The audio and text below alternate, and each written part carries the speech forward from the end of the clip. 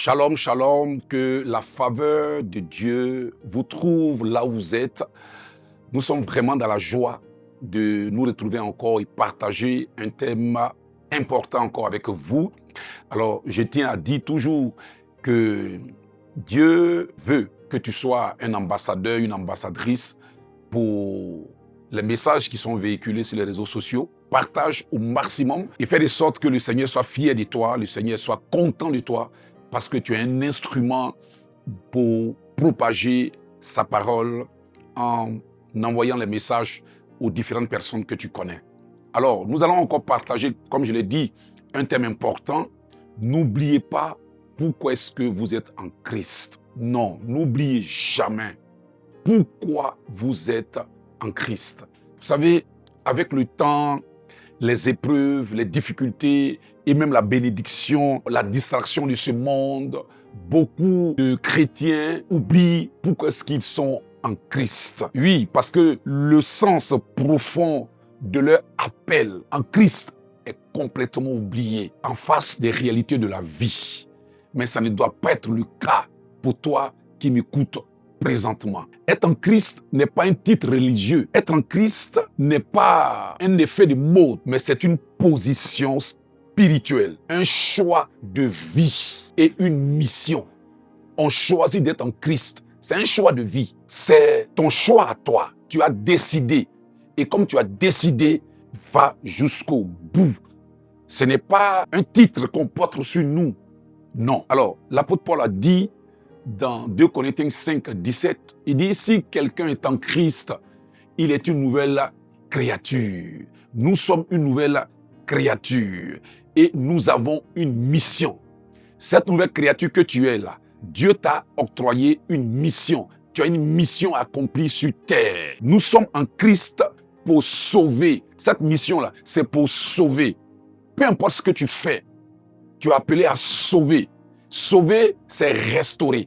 Sauver, c'est délivrer. Sauver, c'est guérir. Sauver, c'est faire de sorte que une personne reçoit l'intervention du ministère des anges.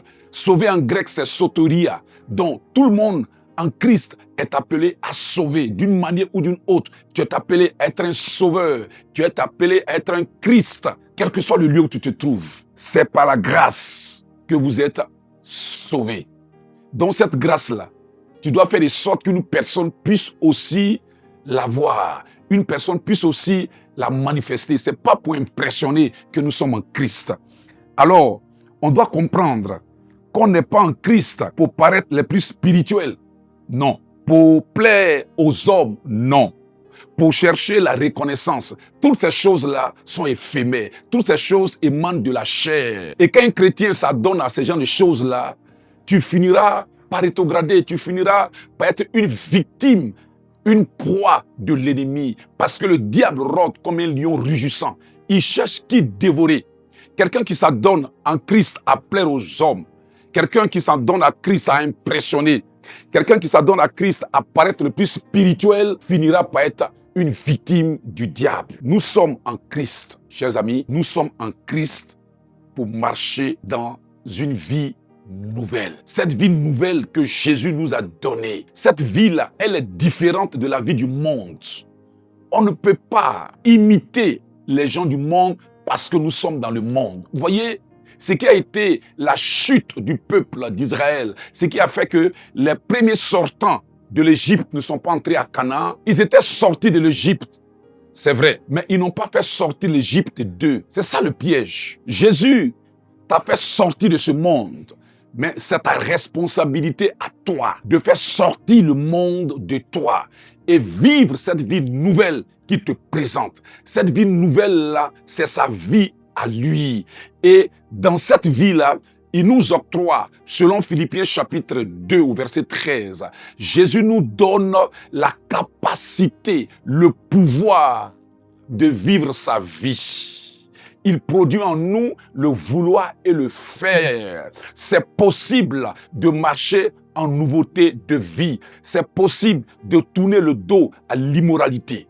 C'est possible de tourner le dos à l'impureté. C'est possible de tourner le dos à tous les plaisirs destructeur de ce monde. C'est possible si toutefois tu comprends la raison pour laquelle tu es en Christ Jésus. Vous voyez, revêtez l'homme nouveau, nous dit Éphésiens chapitre 4. Dieu ne te demandera jamais de faire l'impossible. S'il te dit de faire, c'est qu'il a déjà préparé la chose. Il dit revêtez l'homme nouveau, c'est qu'il y a déjà l'homme nouveau qui est là. Cette vie nouvelle-là, elle est là. C'est à toi de la prendre, de l'accepter et de la manifester. L'homme nouveau en Christ, c'est renoncer à notre ancienne vie. Parce que l'ancienne vie, là, c'est l'homme ancien. Il faut qu'on voie en toi une nouvelle personne. Il faut que ceux qui te connaissent, ceux qui t'ont connu, voient en toi une personne complètement différente de celle qu'elles ont connue dans le passé. C'est ça, être revêtu de l'homme nouveau. Oui, en Christ, le péché n'est plus un style de vie. Non, le péché ne doit pas être un style de vie. En Christ, on ne vit pas selon les aléas ou les rythmes du péché. On vit dans la sanctification. On vit selon le rythme du Saint-Esprit. La sanctification doit devenir un chemin et non pas une option. C'est un chemin qu'on doit emprunter. Et si tu veux réussir, n'oublie pas pourquoi est-ce que tu es en Christ. Si tu veux être un instrument de Dieu, quelqu'un sur lequel Dieu peut compter, n'oublie pas pourquoi est-ce que tu es en Christ, la raison pour laquelle tu es en Christ. Et je crois qu'en écoutant ce message, tu as eu toutes les raisons par ce message, le pourquoi d'être en Christ. Alors si ça t'a fait du bien, partage au maximum ce message-là à d'autres personnes afin qu'elles aussi puissent ressentir la même chose que tu ressens présentement. Je te bénis et je déclare au nom sacré de Jésus-Christ que tu ne sortiras pas du chemin que Christ a tracé pour toi. Tu demeureras dans ce chemin-là, tu n'oublieras pas la raison ou les raisons pour lesquelles Christ t'a tendu la main. Mais plutôt, tu seras une fierté pour Jésus dans ta génération. Alors, reçois la grâce, reçois le shalom de Dieu au nom de Jésus-Christ. Amen.